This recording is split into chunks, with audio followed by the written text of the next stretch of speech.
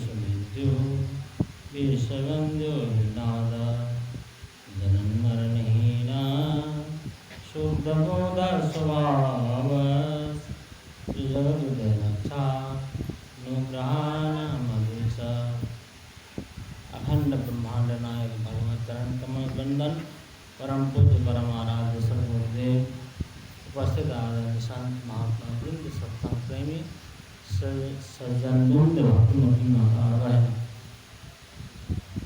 आज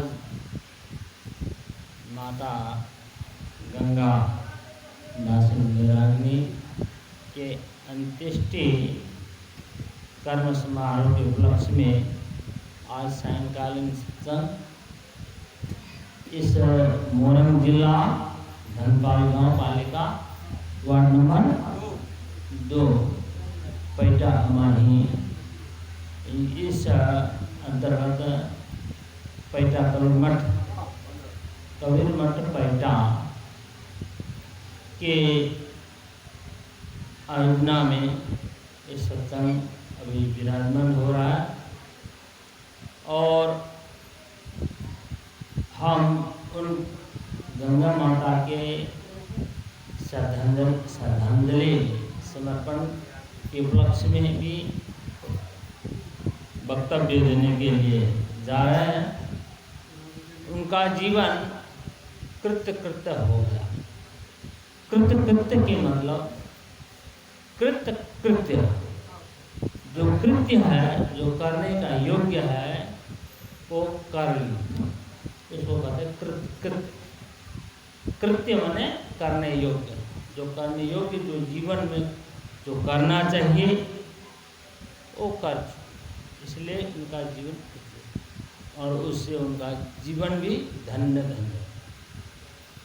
और उसका तो ये वर्तमान जो हम लोग देख ही रहे हैं, जो आश्रम स्थापना की और इस हॉल में हम लोग भी सत्संग में विराजमान हैं, तो इसका मुख्य रूप में वरदान है सद्गुरु। कहते हैं आप ही गुरु कृपा कचुकी ना निर्गुण अलग लगाई सहज समाधि हनुमान जागे सहज मिले रघुराई। जब गुरु महाराज कृपा कर देते हैं तो सब कुछ प्राप्त, साधन भजन जीवन में जो कुछ भी करते हैं सब कुछ प्राप्त।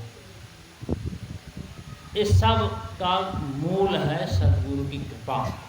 इसलिए वेद में भी बता उत्तमा सहजावस्था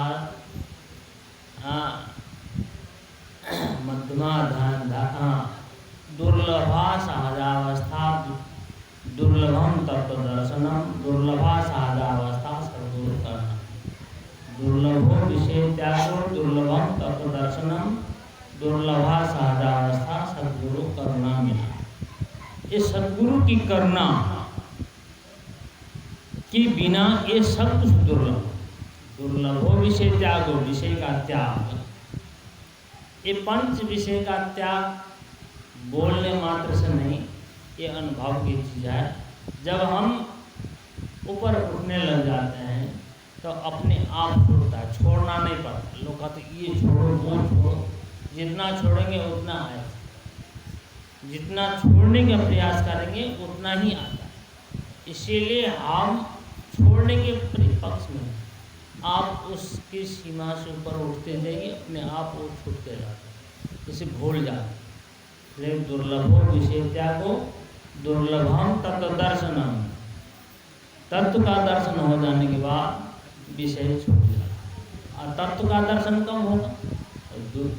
जब सहजावस्था आएगी। जब सहजावस्था आएगी कब? जब सद्गुरु की कृपा हो।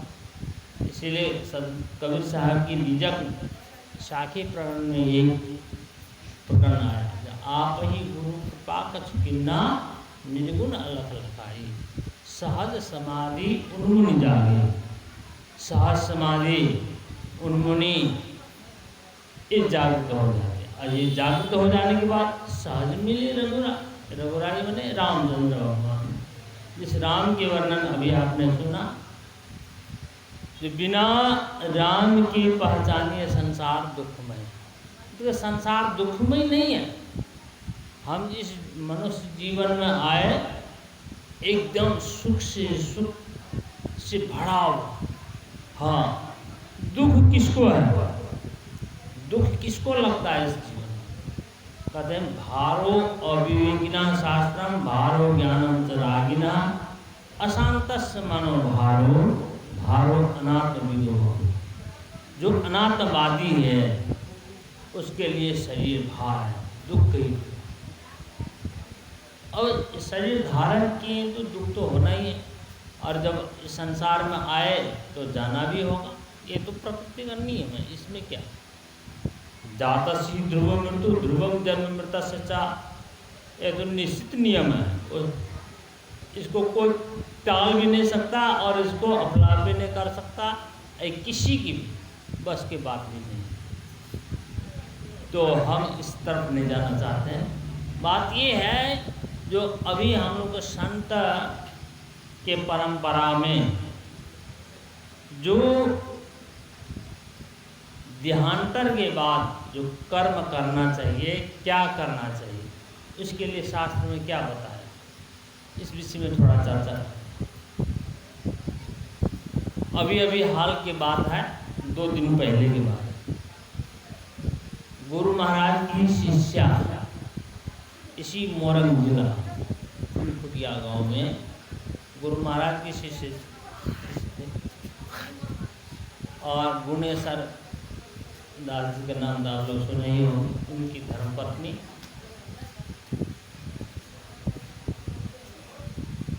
के नाम में अभी भूल गया, तो उनकी धर्मपत्नी का देहांत हुआ था। और उसके 2 दिन में ही गंगा माता जी का भी, उनका 18 गत, इनका 20 गत देहांत। और मैं ऐसा संजोग सुना ये भाग्य की बात है, जो थोड़ा सा समयांतर करके दोनों का देहांत हुआ। और दोनों वृद्ध, ऐसा नहीं कोई अकाल मृत्यु हुआ, दोनों अत्यंत वृद्ध अवस्था में इस शरीर को छोड़ा। तो धन्य है, तो उनका कार्यक्रम करने के बाद आज हम यहाँ भी उपस्थित हो पाए। और उनका कार्यक्रम क्या हुआ, ये तो वैराग्नी थी, इनका तो होना ही था जो समाधि संस्कार, उनमें तो कोई दो मत की बात नहीं। लेकिन वो तो घर गृहस्थी वैराग्य भैंस नहीं लिया हुआ था, फिर भी उनका समाधि संस्कार किया गया और साधु संतों के द्वारा ही कर्म किया गया। तो संत का जो जैसा होना चाहिए, सत्संग भी हुआ। तो इसमें एक प्रकरण आता है उपनिषद में, पैंगल प्रश्न किया पैंगल ऋषि याज्ञवल्क्य से, ज्ञानिना देहांतरे किम कर्म। देहांतर हो जाने के बाद, देहांतर ने इस शरीर को छोड़ देने के बाद आत्मा इस शरीर को छोड़ देते, तो इसका क्या कर्म? कर्म तो कुछ करना ही पड़ता है।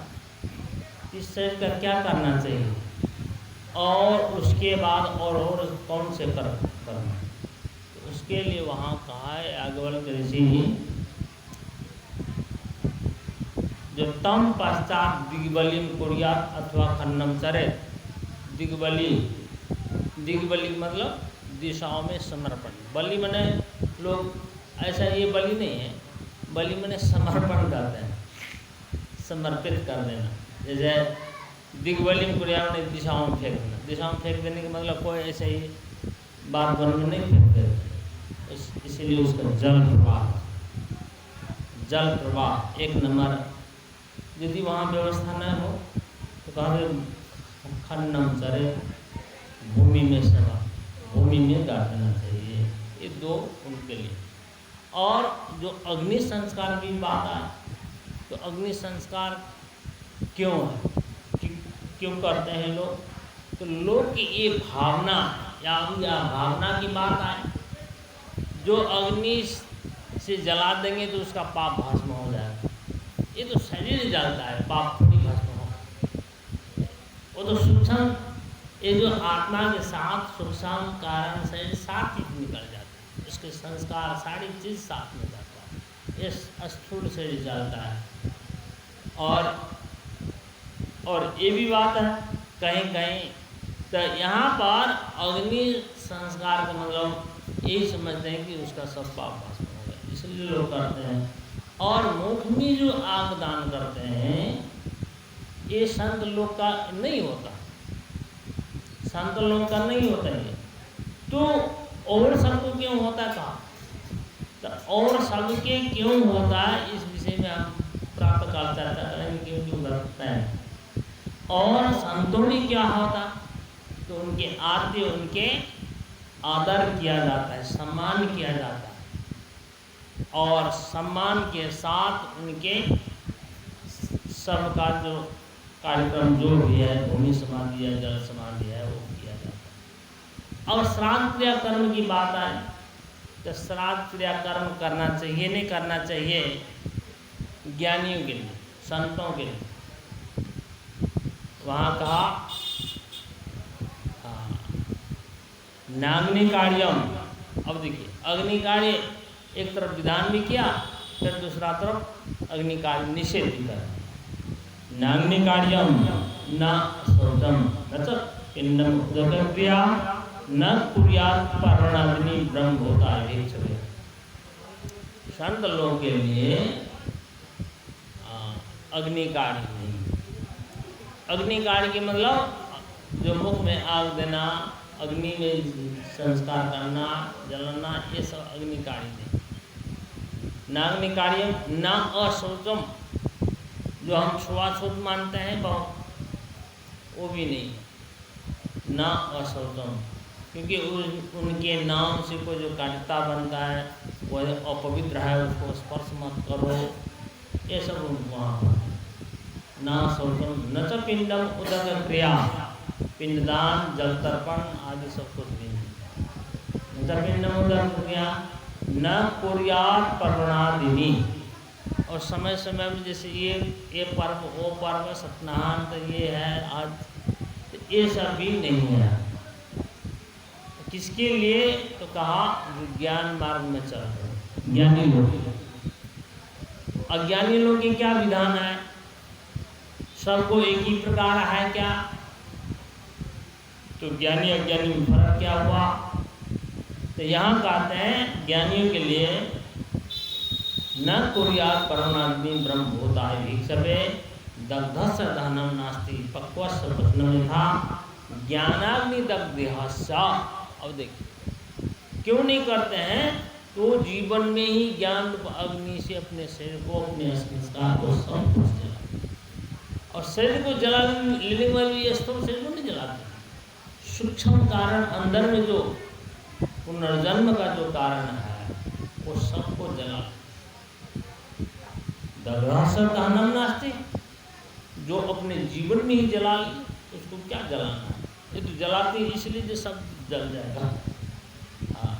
दग्धस्य दहनं नास्ति पक्वस्य पचनं यथा ज्ञानाग्नि दग्धस्य, ज्ञान को अग्नि से जो जिसने जला लिया, न च श्राद्धं न च क्रिया, इनके लिए श्राद्ध क्रिया कर्म कुछ नहीं। इसलिए उधर तरफ श्राद्ध क्रिया कर्म का भी विधान है और उसका खंडन भी।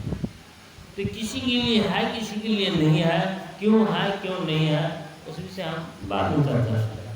और लोगों की ये मान्यता है जो मरने के बाद, हमारे समाज में जो चलन है, मरने के बाद तब हम लोग वहाँ को करते हैं उसको तारने के लिए, तो उसका उद्धार हो जाएगा, उसको हम यहाँ पठा देंगे वहाँ भेज देंगे। गरुड़ पुराण का एक श्लोक से आपका भ्रम दूँ, गरुड़ पुराण में ही बताएं चेतावनी पक्ष। यावत् स्वस्थमिदं शरीरमर्जं यावत् जरा दूरतो यावत् चन्द्रशक्तिप्रतिहता यावत् क्षयो नायुषा आत्मा श्रेषिता गदेवी विदुषा कार्यप्रयत्नो महान् संदिग्धे भवने हि कूपखननं तत्तोदमय समय ज़्यादा नहीं है, इसलिए इसी श्लोक का हम व्याख्या करके और विराम लेंगे। कहते हैं कब करना चाहिए? आत्मा श्रेष्ठी तावदेव विदुषा। विदुषा बुद्धिमानों को चाहिए आत्म कल्याण के लिए कब प्रयास करना चाहिए। तो जो चतुर है, जो सयान है, जो ज्ञानी है, जो धीर है, वो पहले जीवन में ही प्रयास कर। इसलिए कवि साहब कहते हैं जीवन ही करो आशा जीते जिंदगी यह चीज अवेदित अधसप्तमस्ती न चित अवेदित महति विनष्ट। यहाँ जान ली, यहाँ कर ले तो सब कुछ ठीक है, और नहीं तो महान विनाश। वही बात वेद में बताया, वेद की व्याख्या पुराण। यहाँ पुराण में कहते हैं, समझाते हैं आप लोगों को, हम सभी लोग यावत स्वस्थ मिदम शरीर मनुजम, जब तक शरीर स्वस्थ है, रोग से दूर है, तब तक आयु क्षीण होने से पहले पहले हर चीज मौजूद है, तभी तक कर लेना चाहिए। यावत स्वस्थ मिदम शरीर मनुजम, यावत जरा दूर, तो बुढ़ापा दूर रहने से पहले पहले। बहुत लोग कहते हैं वो बुढ़वा मर जाएंगे, ससुर मर जाएंगे, सास मर जाएंगे, तब हमारे नंबर आएंगे, तब हम करेंगे, तब हम मांगा करेंगे। अब ऐसे ऐसे ये भ्रम इतना है कि उनके बाद तब हमारा नंबर आएगा, हम उसके भार लेंगे ऊपर उठा। सब तरह ये बोलते हैं हम उसके भार। तो यहाँ गरुड़ पुराण में चेतावनी देते हैं, और गरुड़ पुराण ज़्यादातर उधर सुनते हैं मरने के बाद, और उसी गरुड़ पुराण में चेतावनी बताते, क्योंकि लोगों को फुर्सत नहीं है ये सब ज्ञान ध्यान के सुनने की बात। तो उस समय में कर्ता जो बने रहते हैं तो एकदम उसको फुर्सत रहता है, और उसी समय में सुनने के लिए कहते हैं। उसको जो शोक मोह है वो दूर करने के लिए उसको विधान करते हैं। और लोग का ये भावना ये रहती है जो हम गरुड़ पुराण अनुष्ठान कर देंगे तो हमारा माता पिता वहाँ कर जाएंगे। वो कर्ता को सुनाते, चेतावनी देते हैं, सावधान हो जाइए। कहते यावत स्वस्थ मिदम शरीर मनुजम, यावत जरा दूर दो, यावत चंद्र शक्ति प्रत्याता, यावत सूर्यनाश। जब तक इंद्रिय शक्ति, आँख में देखने की शक्ति, कान में सुनने की शक्ति जब तक है, तभी तक प्रयास करना चाहिए। नहीं करे तो क्या नुकसान? कहते हैं संदीप्ति भवने ही कुपखंडम। घर में आग लग जाए और तब कुआं खोदना शुरू करेंगे तो पानी काम लगने वाला नहीं है। इसीलिए उसी प्रकार संदीप्ति भवने ही कुपखंडम प्रत्युद्यम की दृशा, एक ऐसा उद्यम उसी प्रकार हम लोग करते हैं, जीवन में कुछ करते नहीं, और मरने के बाद तो स्वर्ग लोग पठाने भेजने के लिए बहुत प्रयास करते हैं। इसलिए प्रयास व्यर्थ है, तो समय नहीं है। हम अपने वाणी को यहीं विराम लेते हैं। बोले श्री सद्गुरुदेव की। और ये प्रवचन आप से सुनना हो तो यूट्यूब चैनल के द्वारा मेरा आप फिर से सुन सकते हैं, और प्रातःकाल भी होगा, वो भी आप लोग ध्यान से सुन।